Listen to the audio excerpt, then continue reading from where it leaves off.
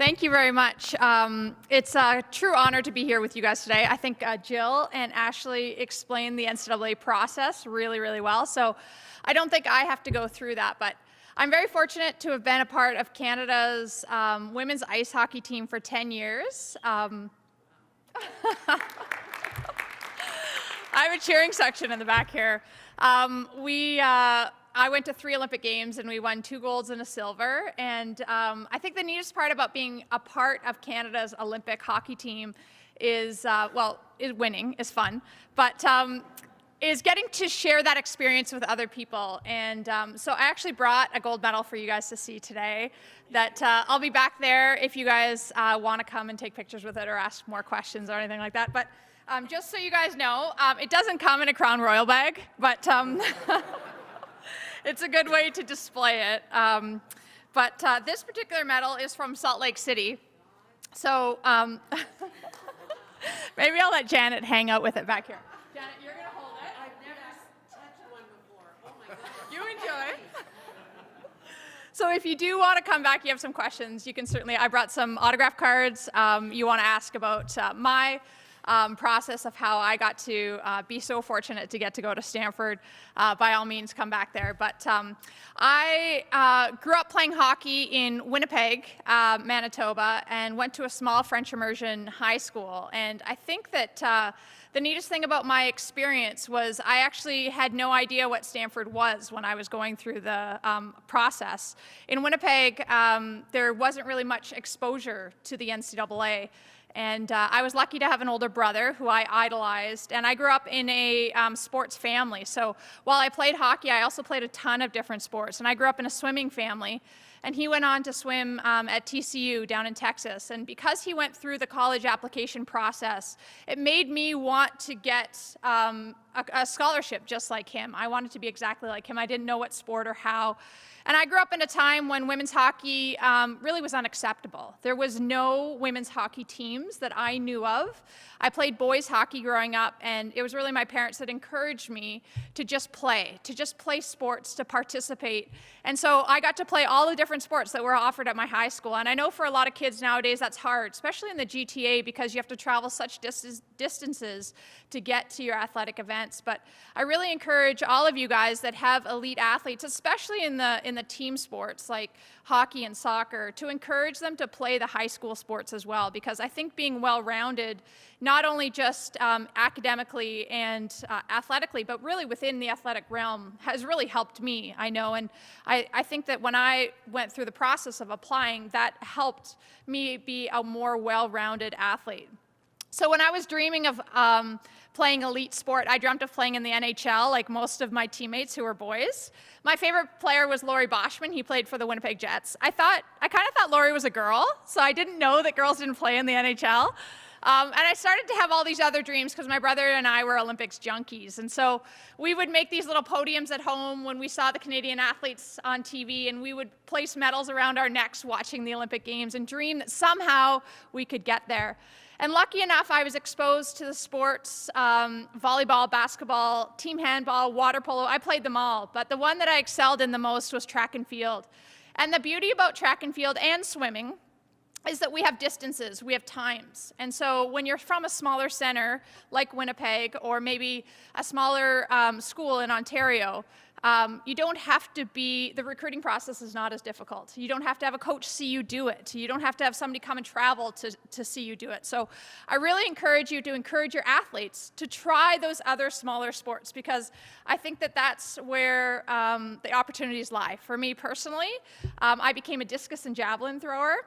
Javelin is banned in 32 states in the United States, and so every school is looking for a female javelin thrower, just so you know. Get your girls to be female javelin throwers. I was recruited by 72 schools to throw the javelin, and ended up on Stanford. So I was very lucky. I didn't know that when I started out, but that's a little insider trading for you guys to, if you want to go back and become a javelin thrower.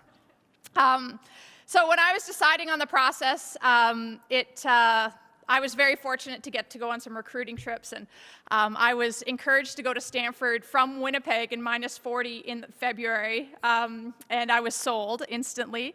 Like I said, women's hockey was not really an Olympic sport. It was not an NCAA sport. It was not even an option. I played boys AAA hockey all the way through, but it was not something that I envisioned myself doing later on in life. And so when I was going through that process, for me, the ultimate goal was to get an education. And I think that that's really important for a lot of your athletes as well, to think that that really ultimately is the goal. And I ended up at Stanford at a time that was an amazing time for me. I mean, to go to Stanford was so incredible. I used to be super proud to tell people that I went to school with Tiger Woods. I'm not super proud anymore, but it was pretty amazing to be there. Chelsea Clinton was there at the same time.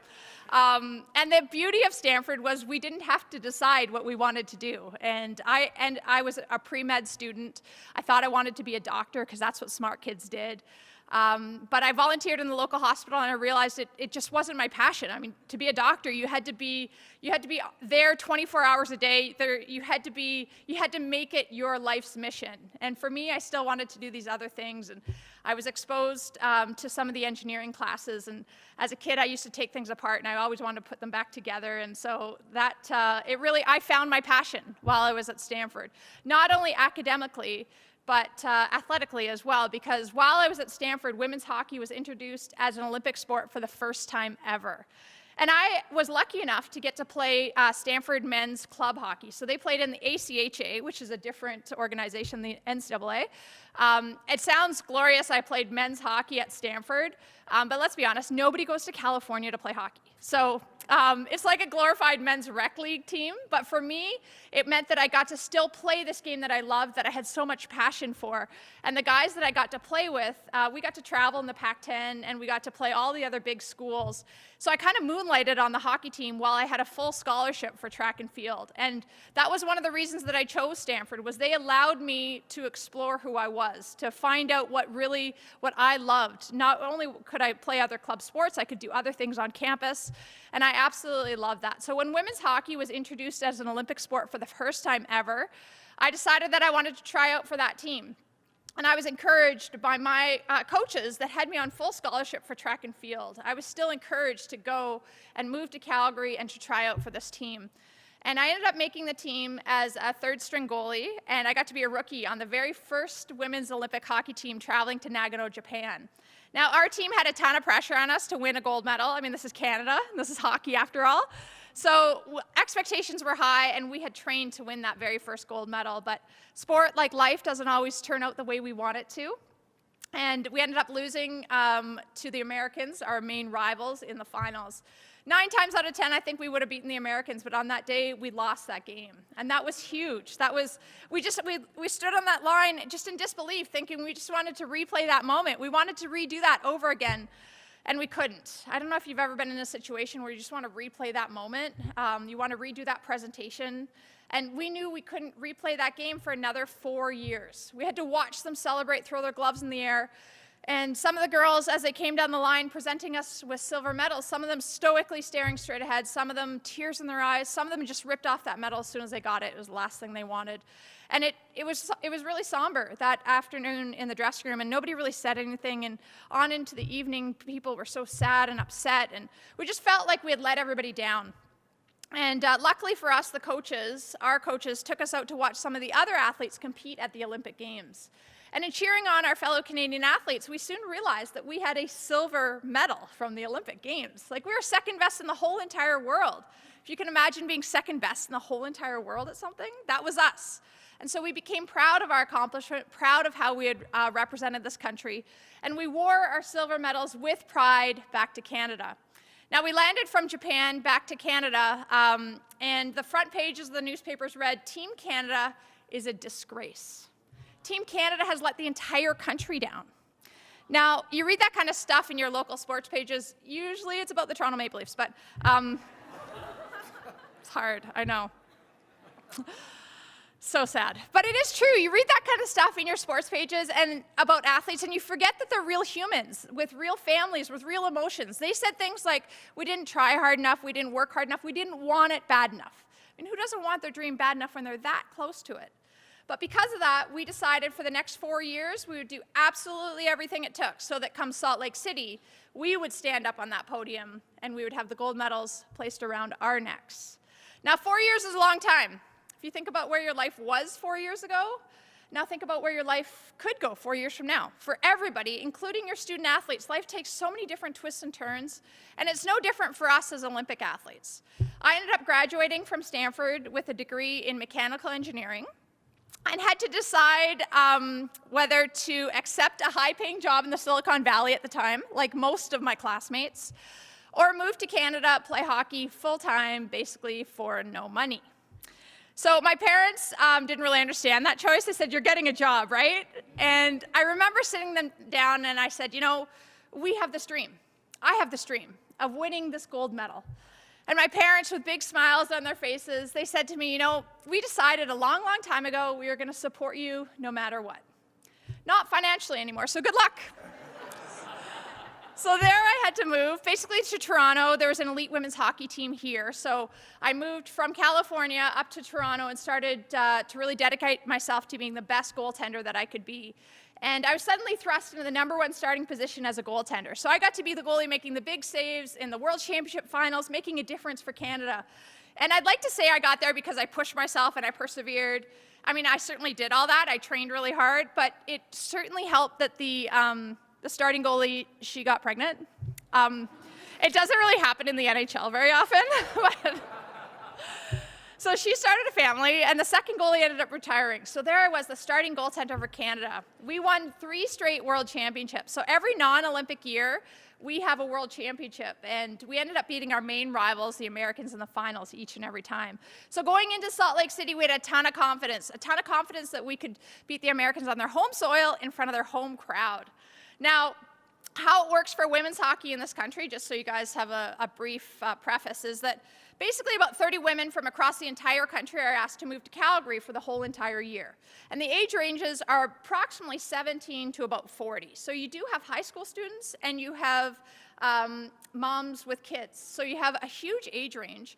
They're asked to move to Calgary for the whole entire year, sacrificing, because you're not allowed to work, you're not allowed to go to school. You have to leave your friends and family behind. You have to figure out where to enroll your kids in school if you have that, what to do in those situations.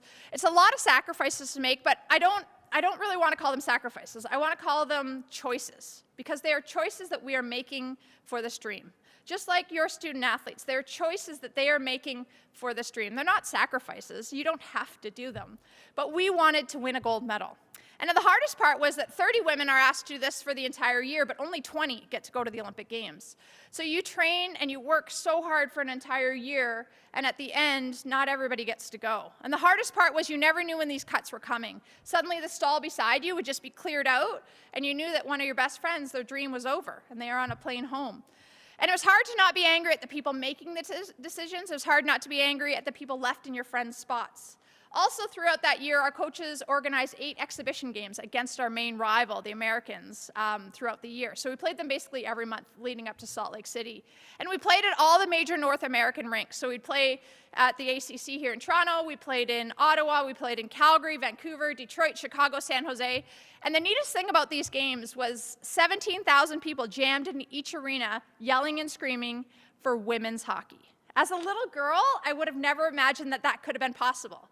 But here they were screaming for us and cheering for us. So it was just really special to be a part of that. And for us as a team, we had really trained to win those games. Anybody that's ever watched a Canada-US game in women's hockey knows that it's fight to the death every time. There's no such thing as exhibition. So the first game, I think we had maybe overtrained a little bit. Legs were a little sore going into the game. We ended up losing the game, just by a goal, no big deal. Back to the drawing board, the coaches kind of retweaked some things and they changed some lineups up. We're now more ready a month later for that second game. We end up losing again, no big deal. Back to the drawing board, what do we need? Do we need better nutrition, better training regiments? Do we need better workout routines? What is it? And so they're constantly tweaking with our schedule to make us be the best that we could be. So in the third game, we go into the game more ready than ever, we lose again. And again, and again, and again. We do not win one single game the whole entire year. So now going into the Olympics, not too many people believed that we could possibly win a gold medal, but we believed. And people always ask me, how did you guys have so much confidence when you lost every single game the whole entire year? And I really truly believe that sometimes in failure is when you learn the most about yourself, and it's also when you learn the most about the people around you. How do they react to these situations? Do they need a shoulder to cry on? Do they need a kick in the pants? For your student athletes, what is it that they need? They're not all going to get into the schools of their choice, but in failing, I think is when we learn about ourselves. What do we truly, truly want? And I knew that sitting in the dressing room before the final game, that each and every person had become the absolute best hockey players that they could be. And it didn't mean they were the best hockey players in the whole entire world. It just meant that they were the best that they could be on that day. And that's really all you can ask of yourself, and it's all you can ask of the people around you, is you be the best that you can possibly be on that day. You be the best teammate, the best counselor you can be to the people around you. Now, for myself as a goaltender, I dreamt about playing in the final game, beating the Americans, and winning the gold for Canada. Unfortunately, the night before the final game, the coaches sat me down, and they said, Sammy Joe, we're going to be starting the other goalie, Kim St. Pierre, in tomorrow's final. And I remember hearing the news thinking, this is not the way I dreamt my dream. This is not the way it's supposed to go. And I remember just getting up from the meeting with the coaches, knowing that their decision was final, and just walking down into the athletes' village, tears streaming down my face, not knowing what to do, feeling like a failure. I was sad, I was mad, I was angry, I was everything you possibly imagine when your dream is taken away from you mere moments before it's about to happen. And I felt like I couldn't turn to some of my best friends there on the team. I didn't want to burden them with this drama the night before the gold medal game. And so I just felt alone. I felt hopeless. I felt like I had this big pit in the bottom of my stomach. And I wandered around probably for a solid 3 or 4 hours feeling sorry for myself. Until in the end, I realized I had 2 choices. One, I could feel the exact same way the next day, because I don't think you become an elite athlete unless you want to be the go-to person at the go-to moment. You want to be the person taking that shootout final shot. You want to be the person giving the big presentation. You want to be the goalie making the big saves. However, I realized I couldn't make that first choice because my teammates needed me to make a different choice.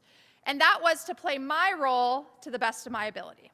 Now, it wasn't a role that I wanted to be playing, sitting on the bench. Who knew I was training for 25 years to be the best possible cheerleader in the whole entire world? But that's what was asked of me on that day. And everything that I had gone through in every other sport, in track and field, in every sport in high school, prepared me for that moment. We are all preparing for something. We don't know what it is, but the more well-rounded you can be, the more important, or the better that you'll be able to perform when it mattered. And so I decided that next morning that I would be there for my teammates, that I would play my role to the best of my ability. And in life, you don't always get to choose the role you play, but you always get to choose how you play it. And so the next morning, I put my emotions aside, and I told myself I could deal with those later. For that day, I needed to be there for them. I told the same jokes I always tell. I put a big smile on my face. I filled their water bottles. I did whatever it took to help them be the best hockey players that they could be. And I sat during the game on the bench, cheering my teammates on, and the buzzer went off at the end of the game, and I looked up, and we had won. We were Olympic champions. And I hopped over the boards. I jumped on top of Kim St. Pierre because he had really played an amazing game in net for us that day and really won it for us. And I remember being in the big pile up at the end, and at that moment, not thinking about me, but thinking about us and how we had done this together. And I stood on that blue line, arm in arm with my teammates singing our national anthem way, way off key, because that's what we do as Olympic athletes. They came down the line and they presented us with those gold medals. And I remember at that moment thinking, you know, it didn't matter what role you played. I looked down at my medal and I realized that each and every person got the exact same gold medal. Whether you scored the big goals, or you made the big saves, or you cheered as loud as you possibly could, each and every person had the exact same medal. And it made me realize that you don't always get to choose the role you play, but you always get to choose how you play it. And what you guys are doing is so important in other people's lives. You're influencing the rest of their lives, and that's so key. You may never get recognition for that, but today I'm giving you that recognition because it is so valuable what you guys do. And do your roles with positivity. Try to encourage them the best that they can. And encourage them to play their roles to the best of their ability, to explore their passions, to really develop those, and to try to be the most well-rounded that they could be, because ultimately, we don't always end up, and Janet said that, you know, I got to play sport after the NCAA. Well, I didn't get to play the same sport. So we never know where we're going to end up, right? But you're providing them with amazing experiences that will last for the rest of their lives. So thank you guys so much. Thank you. Thank you.